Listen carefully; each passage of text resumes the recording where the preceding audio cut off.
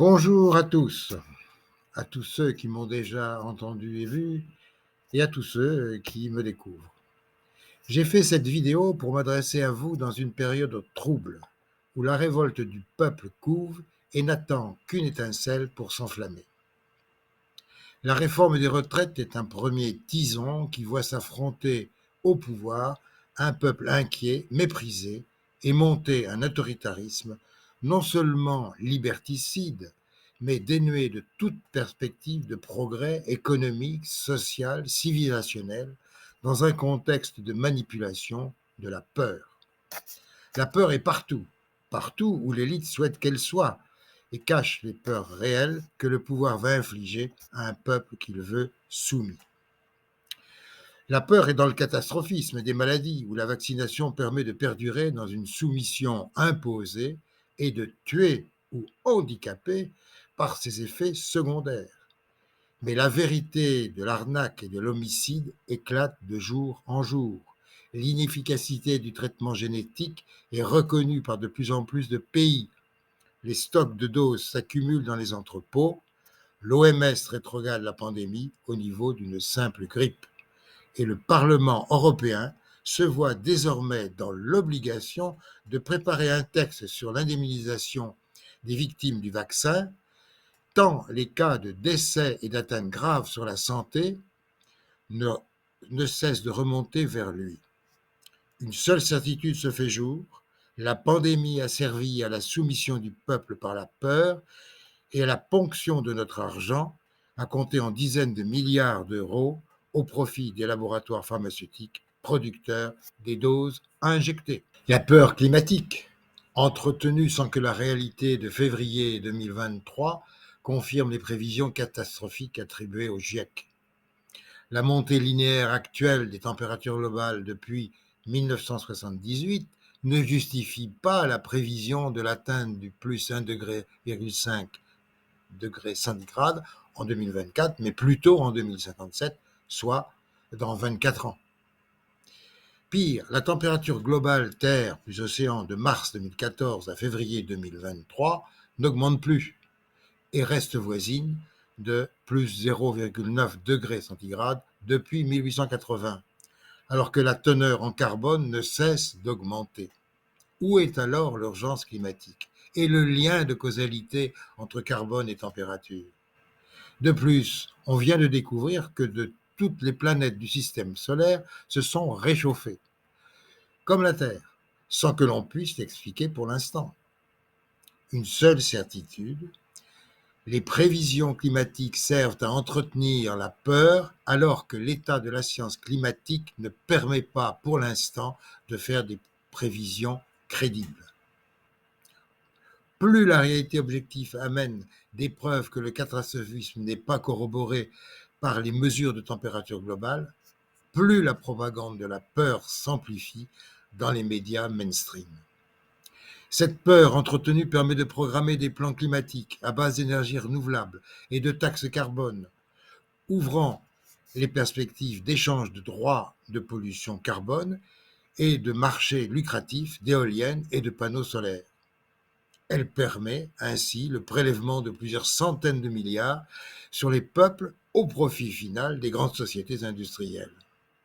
La peur permet de soumettre le peuple français à des dépenses supplémentaires pour payer l'électricité produite ainsi et à des achats urgents de voitures électriques ou hybrides sans aucun gain notable sur son confort de vie, mais par contre mis dans l'obligation de nourrir les profits des grandes sociétés, de creuser la dette publique et de pédaler sous la pluie pour sauver la planète.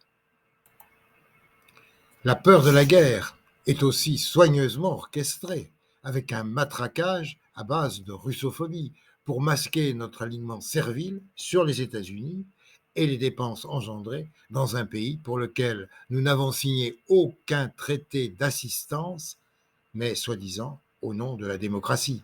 Mais que vaut l'argument de démocratie quand on s'engère dans une guerre civile où depuis 9 ans, on bombarde sans arrêt une population qui demande une large autonomie et la pratique de sa langue maternelle russe?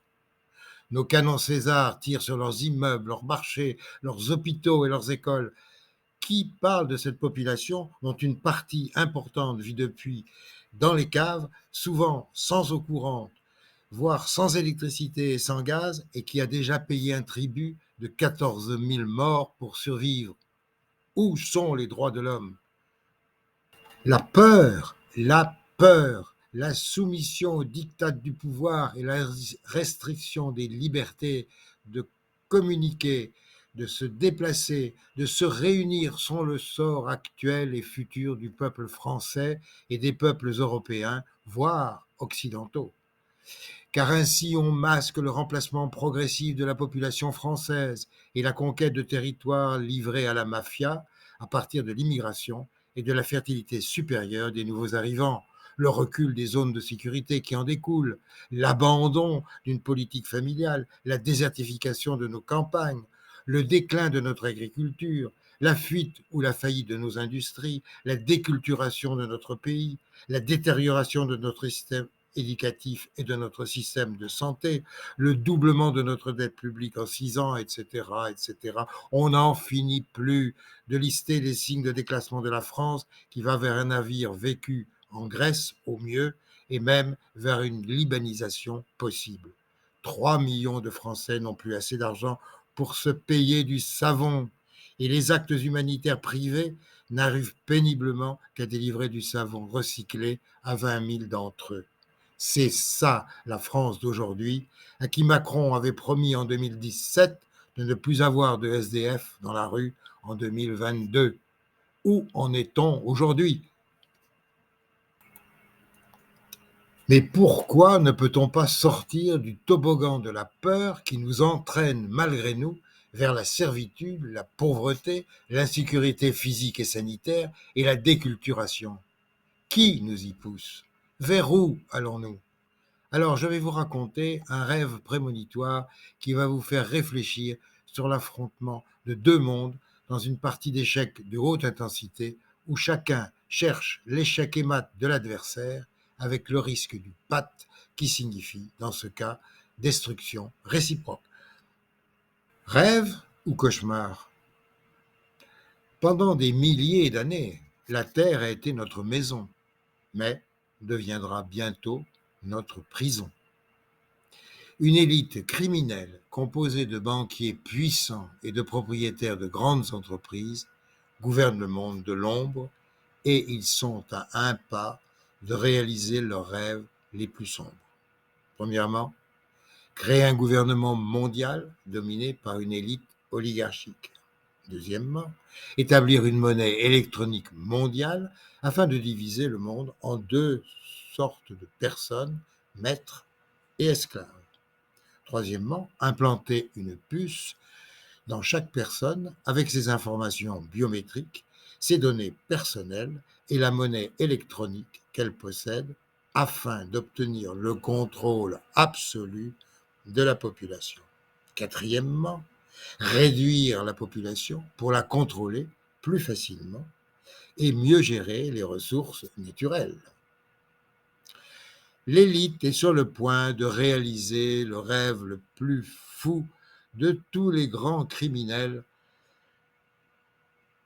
qui ont qu'a hébergé l'histoire pour obtenir le pouvoir absolu dans le monde pour toujours. Premièrement, l'effondrement économique.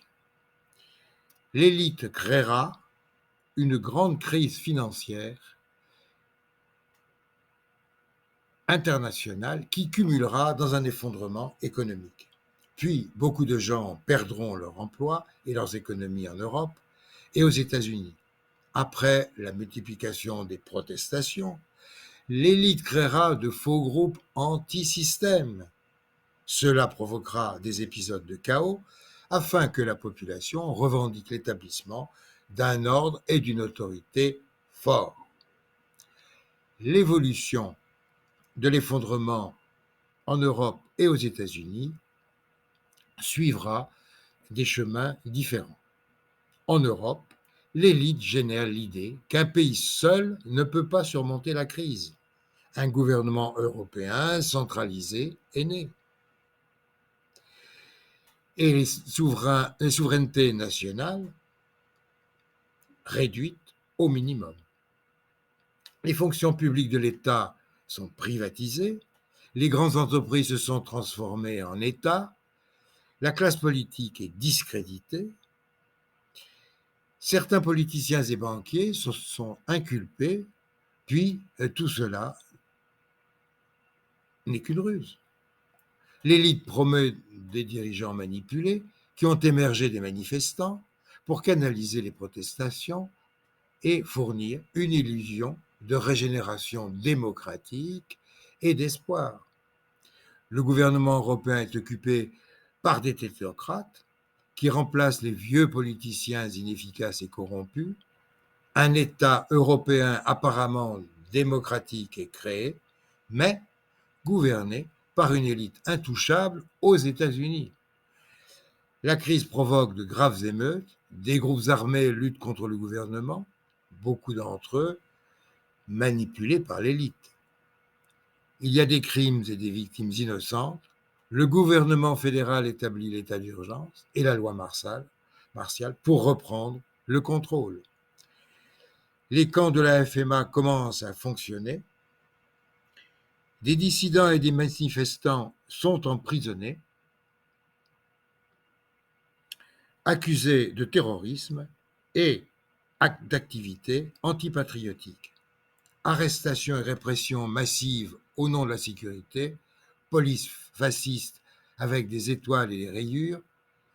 La stratégie d'effondrement économique culmine avec l'introduction du service obligatoire à l'État aux États-Unis. La masse des gens qui vivent dans la pauvreté est obligée de travailler pour l'État en échange de logements et de nourriture. Les personnels les plus antisociales, les personnes plus antisociales sont sélectionnées pour effectuer des tâches de contrôle telles que les policiers ou les soldats et répriment la population. Le gouvernement encourage les rapports et les dénonciations parmi les citoyens en échange d'avantages et de reconnaissance. À un moment donné du processus d'effondrement économique, commence la deuxième manœuvre stratégique, la crise sanitaire. Une épidémie est provoquée pour consolider le processus de contrôle de masse de la population. Les médias de masse exagèrent la situation et génèrent un état de panique. Les manifestations sont interdites sous prétexte de provoquer l'épidémie. L'épidémie est utilisée pour éliminer silencieusement les dissidents politiques.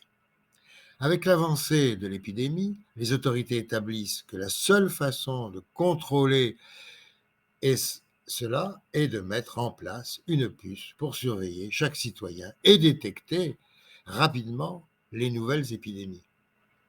La puce sert également à stocker toutes les données de chaque personne, son profil physique et psychologique, et sa monnaie électronique. L'argent physique disparaît car jugé insalubre, dangereux et inconfortable. Ces idées sont implantées dans l'esprit des citoyens.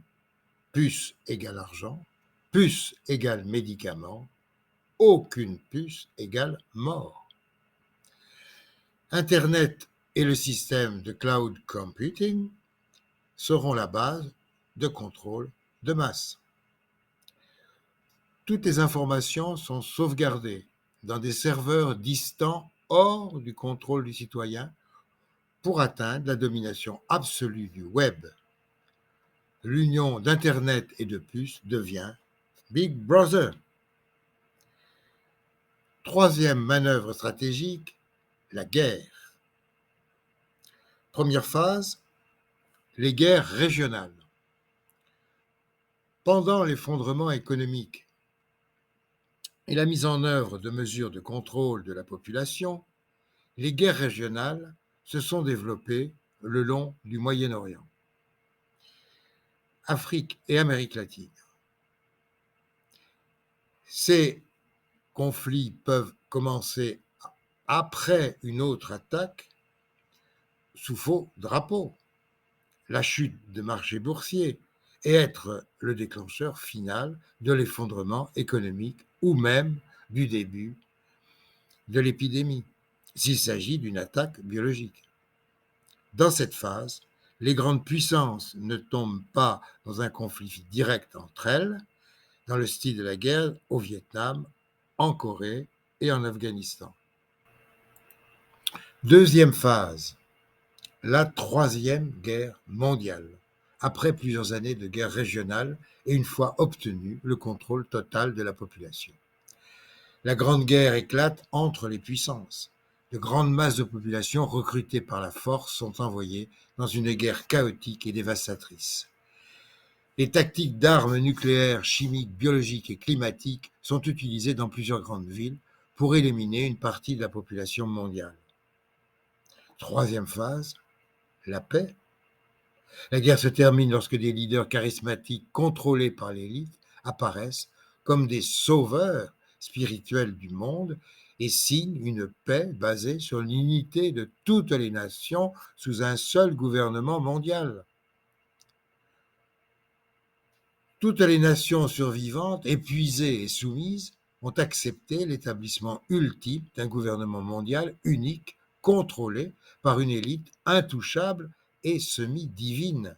Les maîtres du monde ont déjà une masse soumise d'esclaves contrôlés par la high-tech et personne ne s'oppose plus à eux. Jamais plus.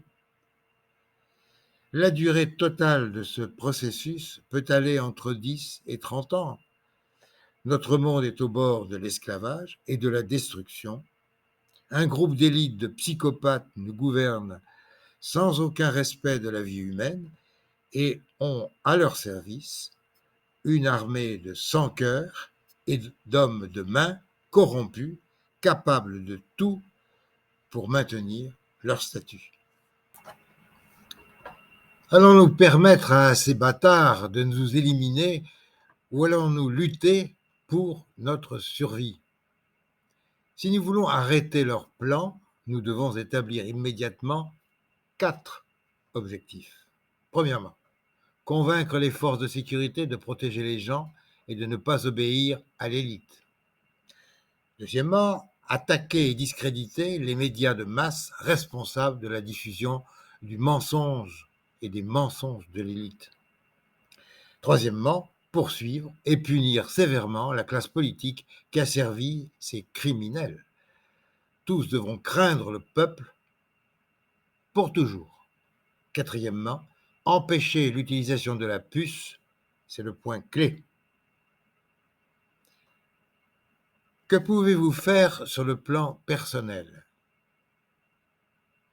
Premièrement, informer le maximum de personnes possible sur les plans de l'élite. Deuxièmement, dénoncer les manipulations des médias de masse en utilisant leur propre haut-parleur. Quatrièmement, nettoyer votre esprit des fausses valeurs qui vous ont été inculquées par le système. Cinquièmement, ne suivez pas aveuglement un leader pour le bien, semble-t-il, soyez vous-même le seul leader de vos actions. Sixièmement, ne tombez pas dans la haine raciale ou ethnique. C'est un piège pour diviser le peuple. Septièmement, ne leur permettez pas de vous envoyer à l'une de leurs sales guerres. Si vous devez utiliser une arme, faites-le contre eux. Huitièmement, en ce moment, tous les dirigeants de la parole sont illégitimes, donc désobéissez à cette autorité pourrie autant que vous le pouvez. Épilogue. Ils vous ont fait croire que vous êtes un petit grain de sable, insignifiant, une fourmi de plus au milieu de la fourmilière humaine. Ils vous ont fait croire que vous ne devez pas être différent, que vous ne devriez pas prendre de décisions par vous-même sans demander la permission, que vous ne pouvez pas vous défendre, que vous n'avez pas le droit de juger ou de dire ce que vous pensez, que vous n'avez plus aucune valeur. Ils vous ont fait croire que vous ne pouvez vivre qu'une petite vie, avec un petit rêve acheté dans l'un de leurs magasins, que votre temps sur Terre ne laissera aucune trace, que l'univers ne se soucie pas de ce qui vous arrive, que vous n'êtes qu'une petite statistique, un chiffre sur un écran, facilement effaçable. Mais ce n'est pas vrai. Si vous êtes capable d'aimer et de vous battre, alors un seul doigt des vôtres vaut déjà plus que l'ensemble des têtes des dirigeants. N'ayez aucun doute, vous vivez les moments les plus importants de votre vie parce que vous serez protagoniste des moments les plus importants de l'histoire humaine. Dans ce changement d'air, si vous êtes un simple mouton conduit à l'abattage, ou si vous vous en prenez à l'une des personnes qui se sont battues jusqu'au dernier souffle pour sauver l'humanité de l'esclavage et de la destruction, il est maintenant temps de démontrer votre vraie valeur. Mais soudain, je me réveille, car ce rêve devient cauchemar. Il est si proche de notre vécu.